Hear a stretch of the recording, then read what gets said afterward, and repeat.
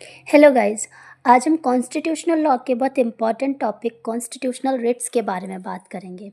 सबसे पहले जानते हैं कि रिट्स कब दायर की जाती हैं। किसी भी व्यक्ति के किसी भी व्यक्ति के मौलिक अधिकारों का हनन होने पर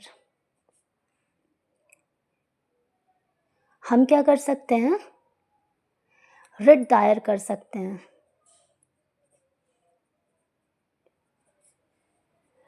कहाँ दायर कर सकते हैं? रिट्स हमेशा सुप्रीम कोर्ट या हाई कोर्ट्स में ही दायर की जा सकती है, यानी कि रिट इशू करने का राइट सिर्फ सुप्रीम कोर्ट या हाई कोर्ट के पास ही है। आर्टिकल 32 के अंतर्गत सुप्रीम कोर्ट को राइट है, सुप्रीम कोर्ट के पास में पावर है, या फिर सुप्रीम कोर्ट को ये राइट दिया गया है, ठीक है, कि वो रिट्स इशू कर सकते हैं। एंड आर्टिकल 226 के तहत हाई कोर्ट्स को ये राइट दिए गए हैं कि वो रिट्स इशू कर सकते हैं, ठीक है। अब हमने जाना कि रिट कब फाइल की जाती है। हमारे यहाँ 5 टाइप के कॉन्स्टिट्यूशनल रिट्स दिए गए हैं, ठीक है। चलिए ना बात करते हैं 5 टाइप्स ऑफ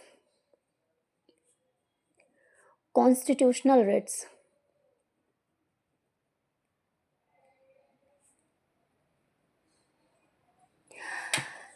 सबसे पहले बात करते हैं, the first one is habeas corpus.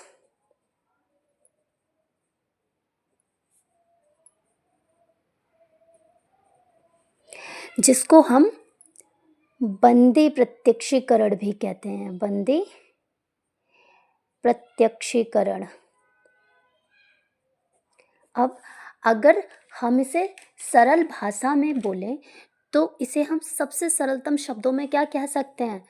Bring the body, bring the body, यानी कि शरीर को उपस्थित करना।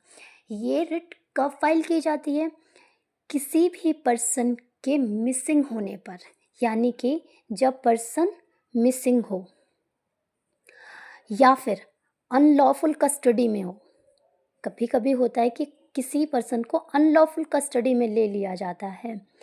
उस टाइम पर क्या होता है, हम हैवियस कॉर्पस का रिट दायर कर सकते हैं, या फिर उसे इलीगली अरेस्ट किया गया हो, फॉर इलीगल अरेस्ट। ओके। अब कोई पर्सन है वो मिसिंग है, तो ये रिट कौन दायर कर सकता? मिसिंग पर्सन तो दायर कर नहीं सकता, तो इसे कौन फाइल करेगा? ये फाइल्ड बाय पर्सन्स फ्रेंड। कौन कर सकता है? उस पर्सन का कोई फ्रेंड हो वो कर सकता है, उस पर्सन की फैमिली कर सकती है। कौन कर सकता है? फैमिली कर सकती, या फिर कोई एनजीओज भी इस रिट को फाइल कर सकते हैं। कब की जाती है? जब कोई व्यक्ति मिसिंग हो तब, ठीक है। The second one is prohibition. Second one is prohibition. Prohibition जिसे हम निषेध की रिट भी कहते हैं। क्या कहते हैं? निषेध। इसका शाब्दिक अर्थ क्या हो सकता है? मना करना। क्या हो सकता है?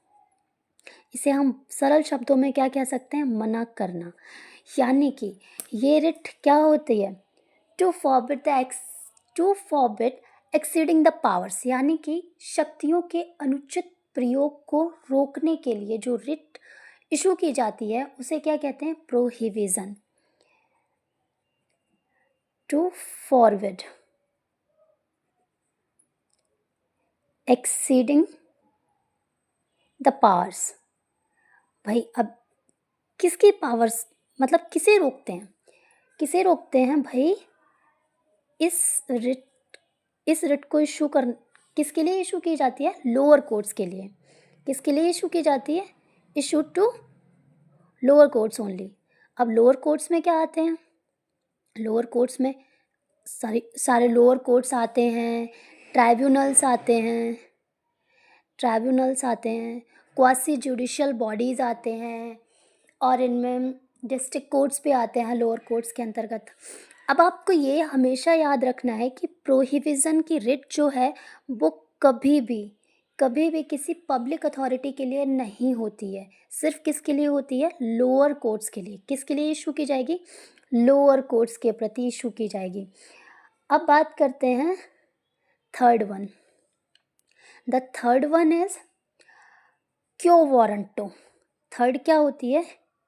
क्यो वारंटो। द रिट ऑफ क्यो वारंटो। इसे हम हिंदी में क्या बोलते हैं? अधिकार परीक्षा की रिट। क्या? अधिकार परीक्षा।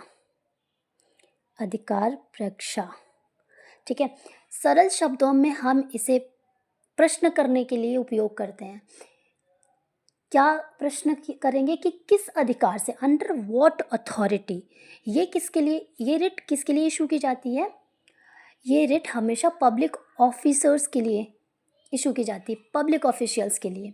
यानी कि अगर कोई ऐसा पर्सन है जो किसी पब्लिक पोजीशन पर इस तरह से बैठा हुआ है कि वो इलीगली आ गया है, जैसे कि इलीगल अपॉइंटमेंट्स के लिए, या उसने अपनी मतलब कोई ऐसा ऑफिस होल्ड कर रखा है जिसके लिए वो एलिजिबल नहीं है, तो इसे क्या कह सकते हैं? Under what authority. यानी कि प्रश्न करेंगे हम उससे कि किस अधिकार से आया है वो। अधिकार परीक्षा, क्यो वारंटो। हिंदी में हम इसे अधिकार परीक्षा कहेंगे, उसी को लैटिन भाषा में क्या कहेंगे? क्यो वारंटो। Under what authority. ठीक है। ये क्वेश्चन करने के लिए होता है किसी के इलीगल अपॉइंटमेंट्स पर, फॉर इलीगल अपॉइंटमेंट्स। ठीक है। किसके लिए इशू की जाती है? Issue to public officials. Always ये पब्लिक ऑफिशियल्स के लिए ही इशू की जाएगी। Now the next one is, हम आगे बात करते हैं first writ, second writ, third writ. अब बात करते हैं रिट नंबर 4 की। Writ number 4 is mandamus. What is this? Mandamus. Latin भाषा में मैंडामस परमादेश को कहते हैं, यानी कि ऑर्डर करना, आदेश करना, कमांड देना, परमादेश। ठीक है, परमादेश। इसको हम सरल शब्दों में कह सकते हैं आदेश देना। We command. ओके, कमांड और आदेश देना, हम इसे सरल शब्दों में क्या कह सकते हैं? आदेश देना। इसी आदेश देना को हम लैटिन भाषा में किस रिट के नाम से जानते हैं? Mandamus, the writ of mandamus. उसे हम हिंदी में परमादेश की रिट कहते हैं। अब सुप्रीम कोर्ट या हाई कोर्ट के पास राइट है कि वो किसी को भी ऑर्डर कर सकते हैं, किसी को भी कमांड कर सकते हैं। इसमें कौन कौन आता है? लोअर कोर्ट्स, मतलब सारे पब्लिक अथॉरिटीज़ आते हैं। और पब्लिक अथॉरिटी एक बहुत बड़ा ग्राउंड है जिसमें सारे पब्लिक ऑफिशियल्स आते हैं, लोअर कोर्ट्स आते हैं, ट्राइब्यूनल्स आते हैं, क्वासी जुडिशियल बॉडीज़ आते हैं, डिस्ट्रिक्ट कोर्ट्स आते हैं, गवर्नमेंट भी आते हैं, गवर्नमेंट ऑफिशियल्स आते हैं, एवरीवन। ठीक है, ये बहुत बड़ा। तो सुप्रीम कोर्ट और हाई कोर्ट के पास राइट है कि वो किसी को भी कमांड कर सकते हैं, किसी को भी आदेश दे सकते हैं। ऑल पब्लिक अथॉरिटीज़, सारे पब्लिक अथॉरिटीज़ को कमांड कर सकते हैं। ठीक है।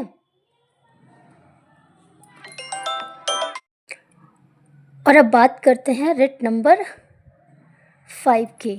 रिट नंबर 5, जिसको हम क्या बोल सकते हैं? जिसको हम बोलते हैं द रिट ऑफ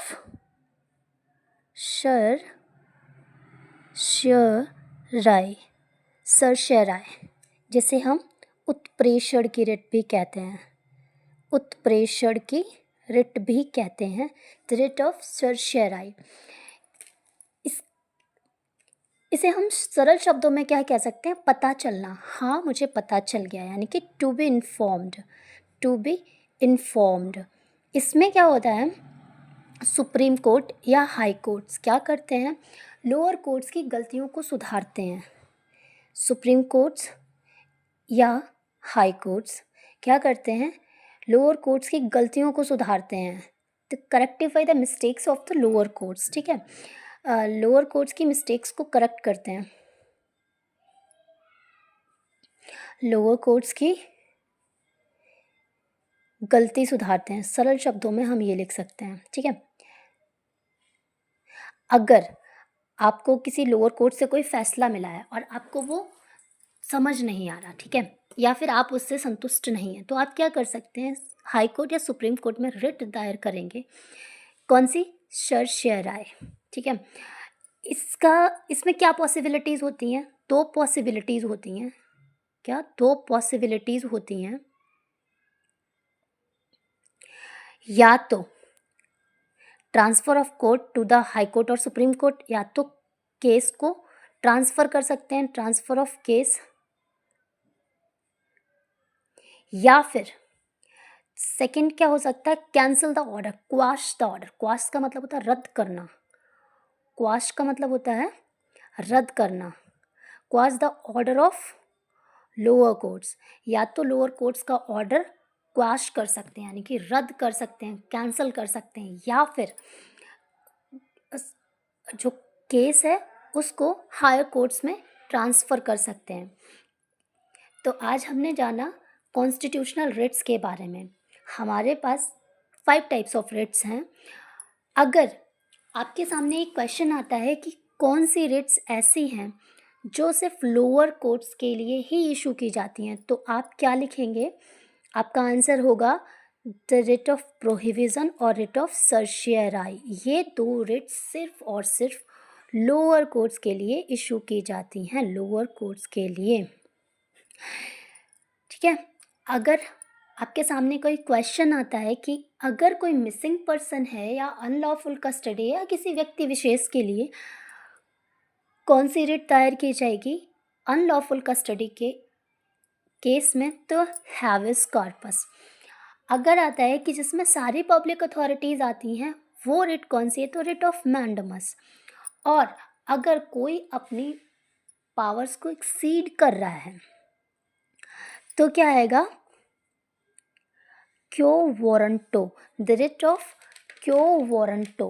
और रिट ऑफ क्यो वारंटो किसके लिए होती है, पब्लिक ऑफिशियल्स के लिए, किसके लिए, पब्लिक ऑफिशियल्स के लिए।